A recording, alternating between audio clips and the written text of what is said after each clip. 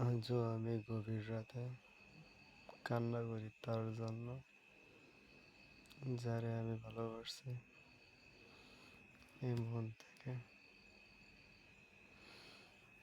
গম নাই সই, শুধু তার জন্য। জানি না কবে তার অপেক্ষার দিন শেষ হবে।